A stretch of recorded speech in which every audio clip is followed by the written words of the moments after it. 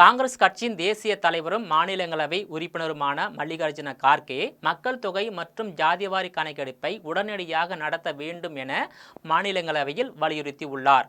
மேலும் காலதாமதத்தால் ஏராளமான மக்கள் நலத்திட்டங்களை பெற முடியாத நிலைக்கு தள்ளப்பட்டுள்ளதாகவும், குறிப்பாக 1981ஆம் ஆண்டில் இருந்து 10 ஆண்டுகளுக்கு ஒருமுறை மக்கள் தொகை கணக்கெடுப்பு நடத்தப்பட்டு வருகிறது. இந்தியாவில் அவசர நிலை அமலில் இருந்த போதும் மற்றும் மற்ற நெருக்கடியான காலகட்டங்களில் கூட மக்கள் தொகை கணக்கெடுப்பு நடத்தப்பட்டுள்ளதை மல்லிகார்ஜுன கார்கே குறிப்பிட்டுள்ளார். 1931ஆம் ஆண்டு வரை மக்கள் தொகை கணக்கெடுப்புக்கு முன்பே மகாத்மா காந்தி நமது உடல்நிலையை மதிப்பிடுவதற்கு அவ்வப்போது மருத்துவ பரிசோதனைகள் தேவைப்படுவது போல் மக்கள் தொகை கணக்கெடுப்பு என்பது ஒரு நாட்டிற்கு மிக முக்கியமான பரிசோதனையாகும் என கூறியிருந்ததை காங்கிரஸ் கட்சியின் தேசிய தலைவர் மல்லிகார்ஜுன கார்கே நினைவுபடுத்தியுள்ளார். தேசிய காங்கிரஸ் கட்சி ஆளக்கூடிய தெலுங்கானாவில் பிற்படுத்தப்பட்ட மக்களுக்கான இடஒதுக்கீட்டை 42% உயர்த்தும் மசோதாக்கள் தெலுங்கானா சட்டமன்றத்தில் நிறைவேற்றப்பட்டது. கல்வி, வேலைவாய்ப்பு, மாநில உள்ளாட்சி தேர்தல்களில் இந்த இடஒதுக்கீடு அமல்படுத்தப்பட உள்ளது. கல்வி, வேலைவாய்ப்பில் தற்போது பிற்படுத்தப்பட்ட மக்களுக்கு 29% இடஒதுக்கீடும், மாநில உள்ளாட்சி தேர்தல்களில் 23% இடஒதுக்கீடும் வழங்கப்பட்டு வருகிறது. இந்த இடஒதுக்கீட்டை 42% உயர்த்தும் 2 மசோதாக்கள் சட்டமன்றத்தில் நிறைவேற்றப்பட்டுள்ளது. இது தொடர்பாக தெலுங்கானா முதல்வர் ரேவந்த் ரெட்டி எக்ஸ் பதிவை பகிர்ந்துள்ள மக்களவை எதிர்க்கட்சி தலைவர் ராகுல் காந்தி பதிவிட்டுள்ளார். அந்த பதிவில் தெலுங்கானாவில் ஓபிசி இடஒதுக்கீடு அதிகரிக்கும் என்ற வாக்குறுதியை காங்கிரஸ் அரசு நிறைவேற்றியுள்ளது. தெலுங்கானாவில் ஜாதிவாரி கணக்கெடுப்பின் மூலம் பெறப்பட்ட ஓபிசி சமூகத்தினரின் உண்மையான எண்ணிக்கை ஏற்கப்பட்டு கல்வி, வேலைவாய்ப்பு மற்றும் அரசியலில் சம பங்களிப்பை உறுதி செய்யும் வகையில் 42% இடஒதுக்கீட்டிற்கான மசோதா சட்டசபையில் நிறைவேற்றப்பட்டுள்ளதாக தெரிவித்துள்ளார். இது சமூக நீதியை நோக்கி ஒரு புரட்சிகரமான நடவடிக்கையாகும்.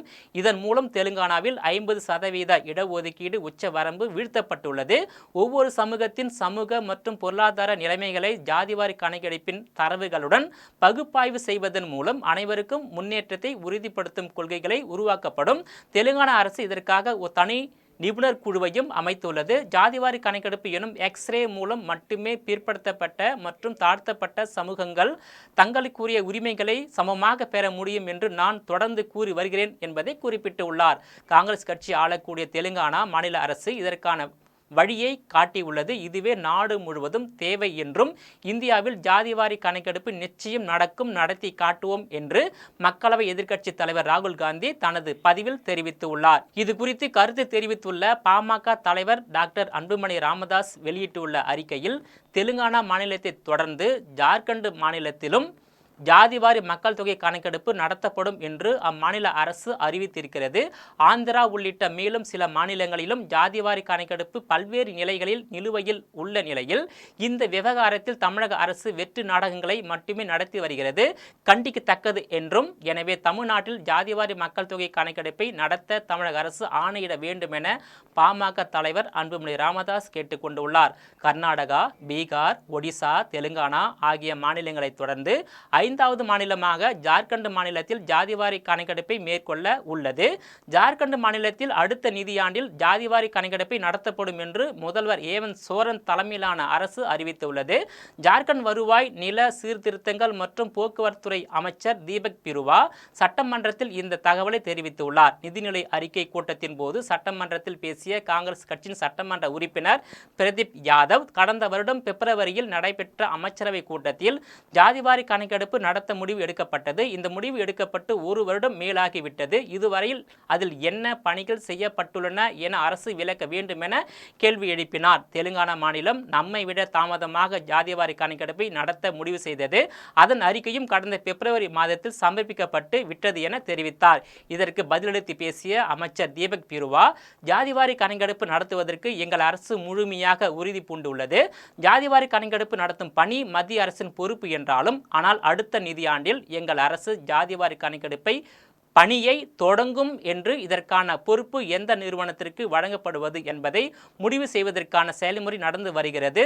ஜாதிவாரி கணக்கெடுப்புக்கு தேவைப்படும் மொத்த ஆட்களின் எண்ணிக்கை, பணியின் அளவுகள் மற்றும் நிதி அம்சத்தை உறுதி செய்வதற்கான பொறுப்பு மாநில பணியாளர் மற்றும் நிர்வாகத்துறையிடம் வழங்கப்பட்டுள்ளதாக அமைச்சர் தீபக் பிருவா தெரிவித்துள்ளார். கர்நாடகாவில் கடந்த 2015ஆம் ஆண்டு பிற்படுத்தப்பட்டோர் ஆணைய தலைவரான ஜெயபிரகாஷ் ஹெக்டே தலைமையில் ஜாதிவாரி மக்கள் தொகை கணக்கெடுப்பு நடத்தப்பட்டது. அந்த அறிக்கையை கடந்த 2024 பிப்ரவரியில் முதலமைச்சர் சித்தராமையாவிடம் ஜெயபிரகாஷ் ஹெக்டே வழங்கினார். இந்த அறிக்கை அமைச்சரவையில் தாக்கல் செய்யப்பட்டது. இதன் மீது வரும் 17ஆம் தேதி நடைபெறும் சிறப்பு அமைச்சரவை கூட்டத்தில் விரிவாக ஆலோசனை நடைபெற உள்ளது. இந்நிலையில் ஜெயபிரகாஷ் ஹெக்டே தலைமையிலான ஆணையம் பிற்படுத்தப்பட்ட சமுதாயங்களின் இடஒதுக்கீட்டை அதிகரிக்க அந்த அறிக்கையில் பரிந்துரை செய்துள்ளதாக தெரிய வந்துள்ளது. ஜாதிவாரி கணக்கெடுப்பின்படி மாநிலத்தில் இதர பிற்படுத்தப்பட்ட வகுப்பினரின் மக்கள் தொகை 4.18 கோடியாகவும் பட்டியல் ஜாதியினரின் மக்கள் தொகை 1.09 கோடியாகவும் பட்டியல் பழங்குடியினரின் மக்கள் தொகை 42.81 லட்சமாகவும் இருப்பதாக மதிப்பிடப்பட்டுள்ளது. இதன்படி மாநிலத்தின் மொத்த மக்கள் தொகையில் 75% பேர் ஓபிசி பிரிவில் இருக்கின்றனர். எனவே அவர்களின் சமூக பொருளாதார வளர்ச்சியை அதிகரிக்க ஓபிசிகளுக்கான இடஒதுக்கீட்டை தற்போதைய 31%இருந்து 51% உயர்த்த ஆணையம் தனது அறிக்கையில் பரிந்துரைத்துள்ளது. இந்த பிற்படுத்தப்பட்ட ஓபிசி சமுதாயங்கள் ஒவ்வொரு வர்க்கமாக பிரிக்கப்பட்டு அவர்களுக்கு இடஒதுக்கீடு அதிகரிக்க ஆணையம் பரிந்துரை செய்துள்ளது. இதன் மூலம் ஓபிசி பிரிவில் இருக்கும் 2 முக்கிய சமுதாயங்களான லிங்காயத்து மற்றும் ஒக்கலிகா சமுதாயங்களின் இடஒதுக்கீடும் தலா 3% அதிகரிக்கும். இந்த 2 சமூகங்களை சேர்ந்தவர்களே கர்நாடக அரசியலில் கோலோச்சி வருவது குறிப்பிடத்தக்கது. லிங்காயத்து சமூகம் கர்நாடக மாநிலத்தில் மிகப்பெரிய சமூகமாக இருந்து வருகிறது. மேலும் மாநிலத்தில் 75,27,000 பேர் உள்ள முஸ்லிம் மக்களை பிற்படுத்தப்பட்டோர் பட்டியலில் சேர்க்கவும் ஆணையம் பரிந்துரை செய்துள்ளதாக தெரிகிறது. மேலும் தற்போது முஸ்லிம்களுக்கு 4% இடஒதுக்கீடு வழங்கப்பட்டு வருகிறது.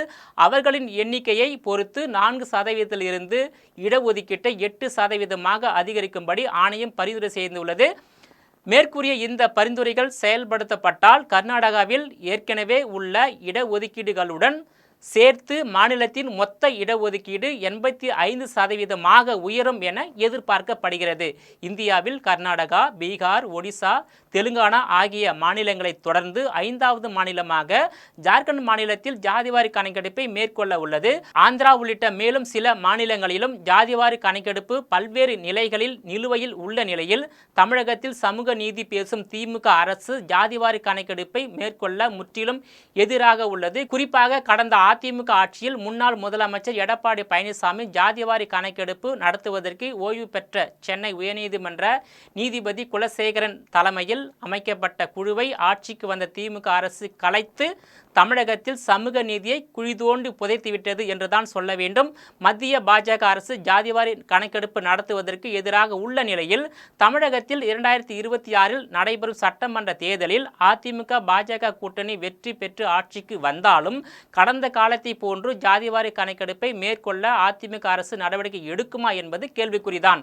அதேபோல் இந்தியாவில் 2029ஆம் ஆண்டு காங்கிரஸ் கட்சியின் ஆட்சி அமைந்தால் இந்தியா முழுவதிலும் ஜாதிவாரி கணக்கெடுப்பை நடத்த பிறப்பிக்கும் உத்தரவை தமிழகத்தில் நடைமுறைப்படுத்த திமுக ஏற்றுக்கொள்ளுமா என்பதும் கேள்விக்குறிதான். இந்தியா முழுவதும் உள்ள அனைத்து மாநிலங்களிலும் படிப்படியாக அந்தந்த மாநில அரசு ஜாதிவாரி கணக்கெடுப்பு எடுத்தாலும் தமிழகத்தில் ஜாதிவாரி கணக்கெடுப்பு மேற்கொள்வதில் பல வகையில் சிக்கல் ஏற்பட்டுள்ளது. குறிப்பாக தமிழகத்தில் சமூக நீதிக்கு எதிராகவும் சமூக அநீதிக்கு ஆதரவாகவும் உள்ள திராவிட மாடல் அரசு தமிழகத்தில் ஜாதிவாரி கணக்கெடுப்பு நடத்தி கல்வி, வேலைவாய்ப்பு, சமூக பொருளாதார அரசியலில் அனைவரும் சமமான வாய்ப்பு கிடைத்து சமூக நீதியை நிலைநாட்ட வேண்டும் என்றால் தமிழகத்தில் ஆளும் கட்சியாக உள்ள திமுக ஆட்சியையும் திமுக என்ற கட்சியையும் நிரந்தரமாக தமிழகத்தில் இருந்து வேரோடு பிடுங்கி எறிய வேண்டியது காலத்தின் கட்டாயமாகும். நேயர்களே, மீண்டும் இது போன்ற மற்றொரு நிகழ்ச்சியில் சந்திக்கிறேன். அதுவரையில் உங்களிடமிருந்து விடைபெறுவது நான் உங்கள் விஜயபாலன்.